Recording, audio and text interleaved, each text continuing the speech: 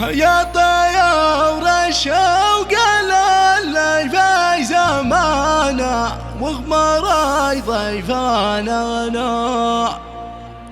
يا طيور الشوق اللي في زمانا وغمر ضيفاننا.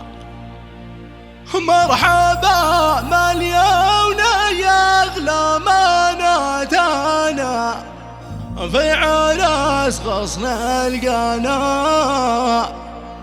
والناس بيها بحوا كل المعاني.